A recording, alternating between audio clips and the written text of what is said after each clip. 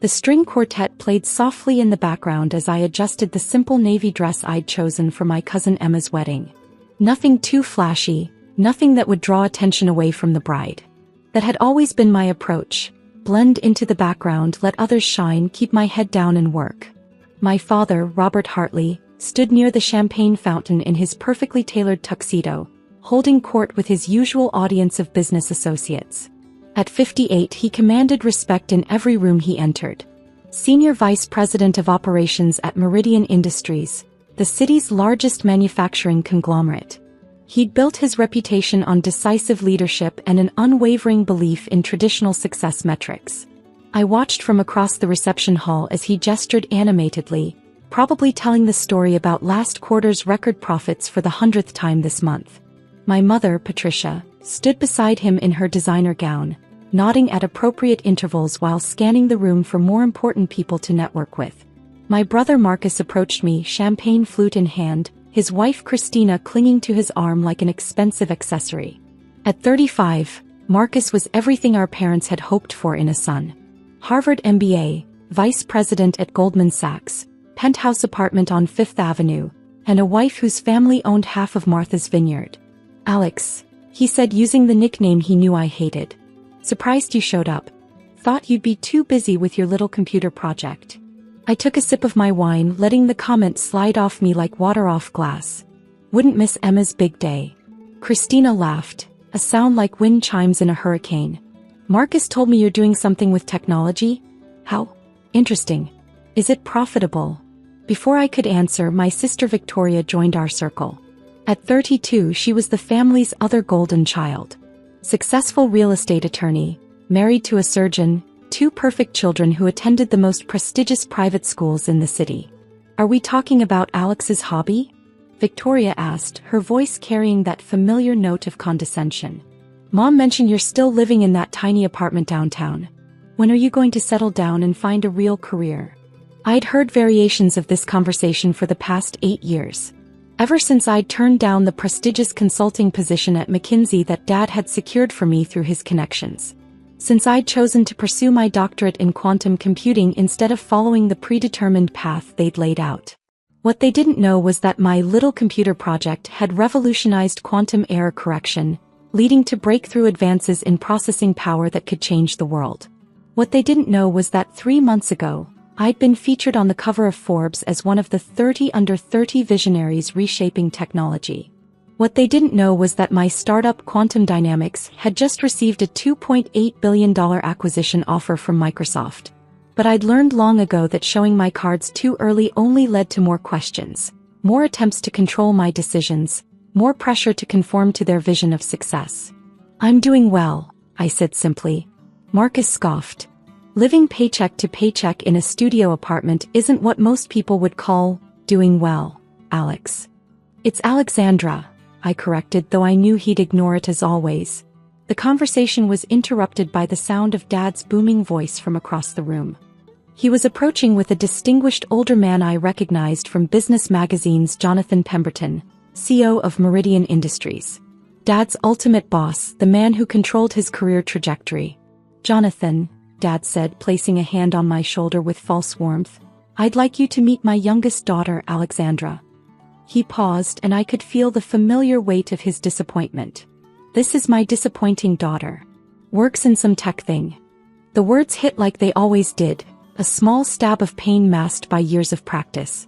I maintained my smile, extending my hand to Mr. Pemberton. "Pleasure to meet you, sir."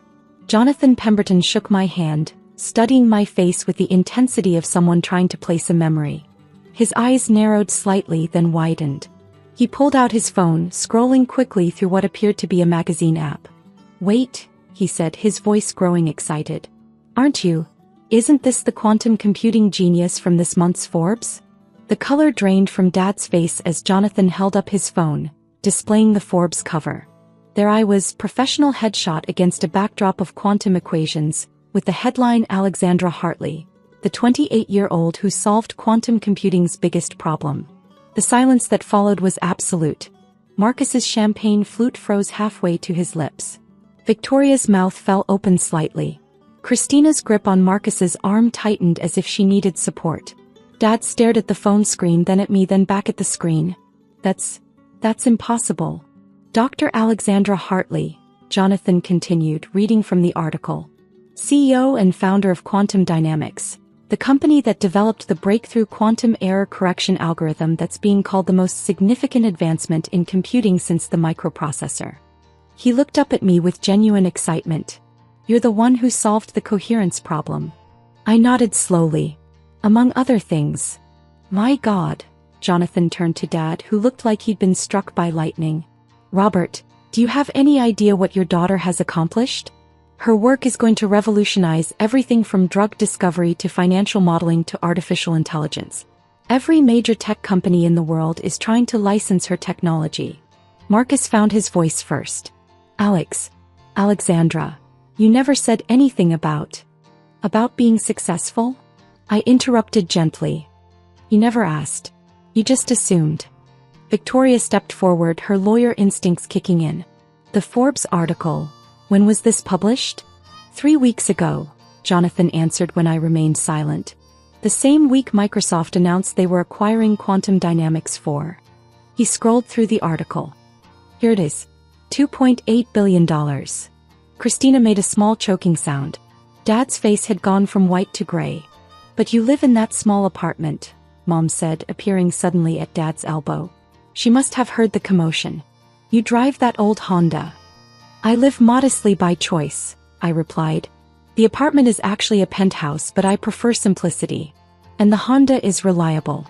I don't need to prove my worth through material possessions. Jonathan was still scrolling through his phone. Listen to this, he said, beginning to read. Dr. Hartley's groundbreaking work was conducted in near total secrecy, as she preferred to let her research speak for itself rather than seeking publicity. Despite receiving numerous offers from major corporations, she chose to build her own company, maintaining full control over her innovations and their applications. He looked up at Dad with something approaching amazement. Robert, your daughter is one of the most important scientists of our generation. The technology she's developed could solve climate change, revolutionize medicine, transform global communications. He paused. And you introduced her as your disappointing daughter? The question hung in the air like smoke. Around us, other wedding guests had begun to notice the commotion.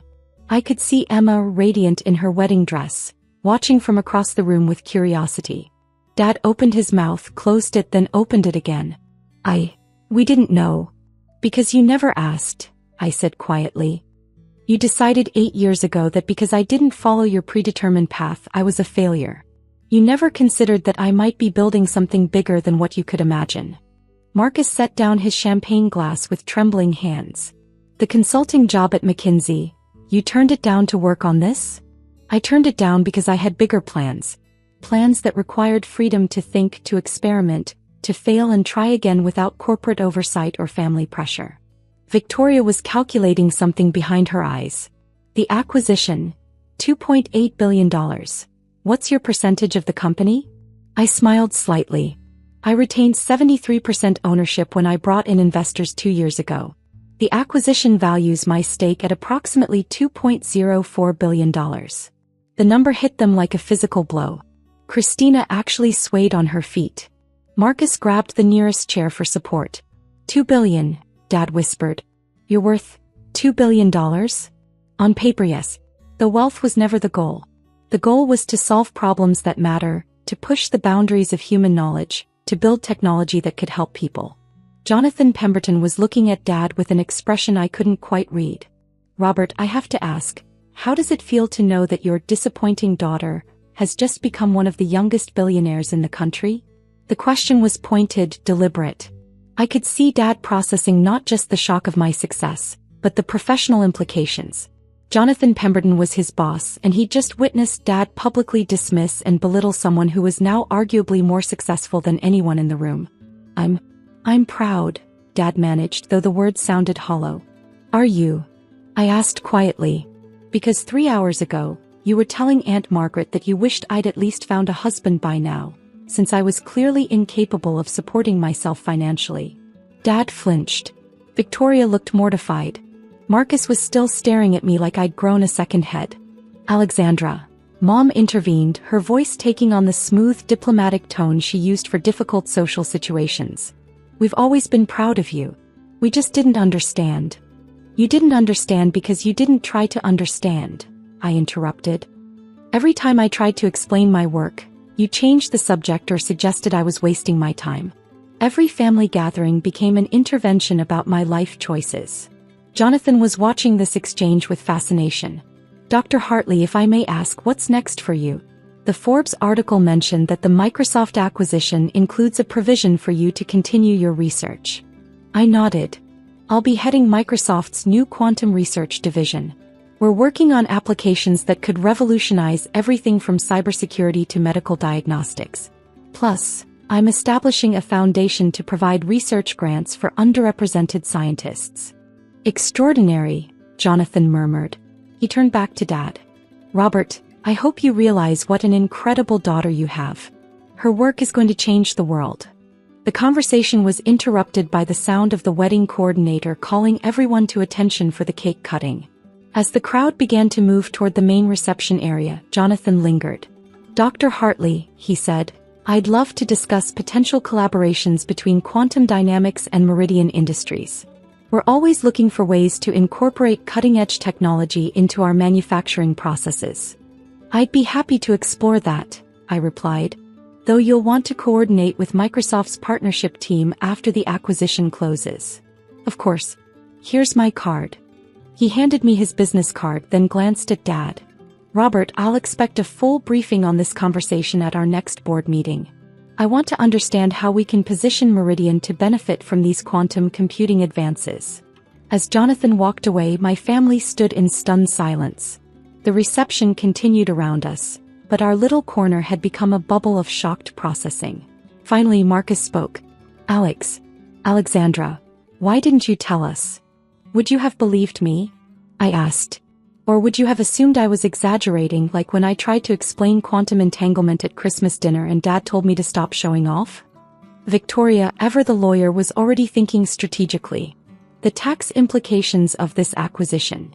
Do you have proper legal representation? I almost laughed. I have a team of attorneys from 3 different firms handling various aspects of the deal. Patent law, corporate structure, international licensing. It's all covered. But family should help family, Mom said weakly. Family should support family, I corrected. There's a difference between help and support. You wanted to help me by fixing what you saw as my failures. I needed support to pursue what I knew was possible. Dad had been silent throughout this exchange, but now he stepped forward. Alexandra, we made mistakes. I made mistakes. Can we start over? I studied his face, seeing genuine remorse for the first time in years. Dad, I never wanted to shut you out. I wanted you to trust that I knew what I was doing, even when it didn't look like conventional success. The apartment, the car. You let us think you were struggling financially. I let you reveal your true feelings about my choices. If you'd only been proud of me after discovering I was wealthy, what would that say about your values? The truth of that statement hung between us. Mom looked stricken. Marcus was still processing the magnitude of my success. So what happens now? Victoria asked. Now, I said, we go watch Emma cut her cake and we celebrate her happiness. Tomorrow, I have a board meeting with Microsoft to finalize the acquisition timeline. Next week, I'm giving a keynote at MIT about quantum error correction. And next month, I'm testifying before Congress about the national security implications of quantum computing. I paused, looking at each of them. You're welcome to be part of that life, but only if you can accept that my definition of success might be different from yours. Jonathan Pemberton's voice carried across the reception hall as he spoke to another group of business leaders. I caught fragments of his conversation. Revolutionary technology, brilliant young scientist, proud father must be. Dad heard it too. His shoulders straightened slightly, and for the first time in years, I saw something other than disappointment in his eyes when he looked at me. I want to understand, he said quietly. Your work, your research. I want to learn about what you've built. Then ask me questions, I replied. Real questions, not assumptions about what I should be doing differently. Marcus cleared his throat. The quantum error correction thing. Can you explain it in terms a finance guy might understand? For the first time in 8 years, My brother was asking about my work with genuine curiosity instead of condescension. It was a start. As we walked toward the main reception area, Mom slipped her arm through mine. "Alexandra, I need to ask. Are you happy? Really happy?" I considered the question seriously. "Yes, Mom. I'm exactly where I want to be, doing exactly what I'm meant to do." "Then I'm proud of you," she said, and for the first time it sounded like she meant it. The rest of the evening passed in a blur of congratulations from relatives who'd suddenly remembered my existence, business cards from Dad's colleagues who wanted to explore opportunities, and meaningful conversations with family members who were finally seeing me as I really was. But the moment that mattered most came near the end of the reception, when Dad pulled me aside during a quiet song. "I owe you an apology," he said. "Not just for tonight, but for years of not seeing what was right in front of me." "I know," I said simply. "How do I make it right?" I thought about all the family dinners where I'd tried to share my excitement about breakthrough experiments, only to be told I was getting too technical. All the times they'd suggested I was wasting my education. All the conversations that started with, "When are you going to get a real job?" "Start by believing in me," I said. "Even when you don't understand what I'm doing. Especially when you don't understand what I'm doing." He nodded slowly. "Deal." As the evening wound down and guests began to leave, Jonathan Pemberton found me one more time. "Dr. Hartley, I have to say, this has been the most interesting wedding I've ever attended. Your father is a lucky man whether he realizes it or not." "Thank you, Mr. Pemberton. One more thing," he said, lowering his voice. "I meant what I said about collaboration opportunities. Meridian Industries is always looking for ways to stay ahead of technological curves. Perhaps we could schedule a formal meeting." I smiled. "I'll have my assistant reach out to your office next week." As he walked away, Dad appeared at my side. "That was Jonathan Pemberton showing genuine interest in working with my daughter's company," he said, wonder in his voice. "Yes, it was. I'm beginning to understand that I may have seriously underestimated you." "Just beginning?" I teased gently. He laughed, a sound I hadn't heard directed at me in years. "Fair point." The ride home that night was quiet, but it was a different kind of quiet than usual. Instead of the familiar tension of unmet expectations and mutual disappointment, there was something new, possibility. My phone buzzed with a text from Marcus. "Can we have lunch this week? I want to hear more about your work. Really hear it, not just pretend to listen." Then one from Victoria. "I looked up your Forbes article online. I had no idea quantum computing could impact legal research. Would love to discuss it sometime." And finally one from Mom. "I'm sorry it took so long for us to see you. Really see you. Love, Mom." I smiled, looking out at the city lights as my driver navigated through the late-night traffic. Tomorrow, I'd wake up in my penthouse apartment and continue the work that had always driven me. But for the first time in 8 years, I wouldn't be doing it alone, dismissed by the people who were supposed to support me unconditionally. Sometimes the best revenge isn't proving people wrong. It's giving them the chance to be proud of who you really are, instead of disappointed in who they thought you should be. The Forbes cover story was just the beginning. The real revolution was happening right here, one conversation at a time, one genuine question at a time, one moment of true understanding at a time. My family was finally ready to meet the person I'd always been. And I was ready to let them.